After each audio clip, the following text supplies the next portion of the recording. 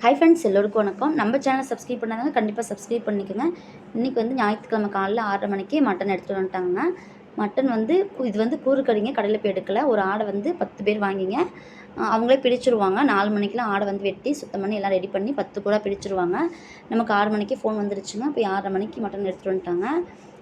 Mutton வந்து ஒரு கூறு வந்து ரூ. 1000. ஒரு கூறில் வந்து நம்ம அரைக்கூறு மட்டும் போட்டுட்டு வாங்கிட்டு வந்துட்டோம். ஒரு கூறு தான் சொல்லியிருந்தோம். பாப்பா 2 பேரும் ஊருக்கு போயிட்டதுனால நம்ம அரைக்கூறு வந்து வேற ஒருத்தவங்கள்ட்ட கொடுத்துட்டோங்க. இதுவே வந்து 1 1/2 கிலோ மட்டன் மொத்தம் ஒரு கூறில் இருக்குங்க. அது இல்லாமல் தலை, ஆட்டுக்கால் எலும்பு, ஆட்டுக்கால் குடலுங்க 3மே இருக்கும். அதையும் தனியாக 10 கூறா பிடிச்சிட்டு அதில் நம்ம ஒரு கூறு கொடுத்துருந்தாங்க. நமக்கு அரைக்கூறு வந்து கொடுத்தவங்கள்ட்ட நம்ம அது பாதி இது பாதி வச்சுட்டோங்க. ஒரு கூறு வந்து மட்டன் மிளகாய் கறி சதைக்கறியாக எடுத்து மட்டன் மிளகாய் கறி செய்யலான்னு இருந்தாங்க. பாப்பா இருந்தால் செஞ்சுருப்பாங்க. அதனால் நம்ம கிரேவியாக மட்டனை வந்து சதையெல்லாம் வந்து கிரேவியாக வச்சுட்டுங்க. இதெல்லாம் வந்து கொஞ்சம் பேச்சுலர் கறியாட்டம் வறுத்துட்டாங்க ஹஸ்பண்டுங்க. இப்போ இதுவுமே ரெடி ஆயிடுச்சுங்க. ஹஸ்பண்டுக்கு சாப்பாடை போட்டு கொடுத்து இதுவுமே போட்டு கொடுத்தோம்னா சாப்பிட்டுக்குவாங்க. காலைல பிரேக்ஃபாஸ்ட் முடிஞ்சிருங்க.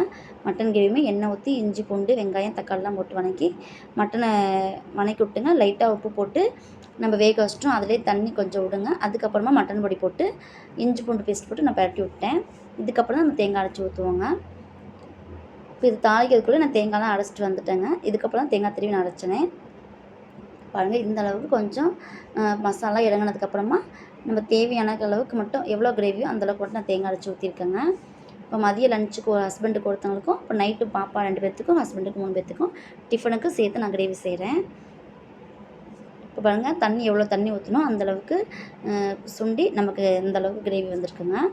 மட்டனுமே ஒரு அரைக்கூறுக்கு 3/4 கிலோ இருந்ததுங்க. கடையில் வாங்கினா ரூ. 550 1/2 கிலோ மட்டும்.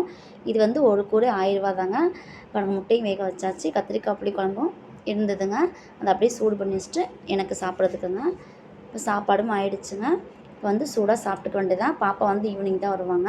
நான் அதுக்குள்ளே வந்து குழம்புமே கொதிச்சிருச்சு. குழம்பு வந்து மாற்றி ஒரு பாத்திரத்தில் கையோடு வச்சுட்டு ஒரு வடை சட்டி அந்த குழம்பு கரண்டி அவ்வளோதாங்க இருந்ததுங்க. தட்டு இதை மட்டும்தான் விளக்குறது. அதுக்குள்ளே எல்லா பாத்திரமும் நான் விளக்கி வச்சுட்டு வந்துட்டேங்க. இது 3 மட்டும் விளக்கி வச்சா போதும். அதுக்கப்புறமா நைட் நம்ம தோசை ஊற்றிட்டு நம்ம அடுப்பை க்ளீன் பண்ணி வச்சுருவேன். பப்பாளி பழமும் தோட்டத்துலேருந்து எடுத்துகிட்டு வந்திருந்தாங்கங்க. பாப்பா வந்து முந்தானத்தே ஊருக்கு போய் நாளே ஊருக்கு போயிட்டாங்க. சரி, அவங்க வந்தோடனே சாப்பிட்லான்ட்டு இருந்தேன். நைட்டு வருவாங்கன்னு பார்த்தா நைட்டு வரலைங்க.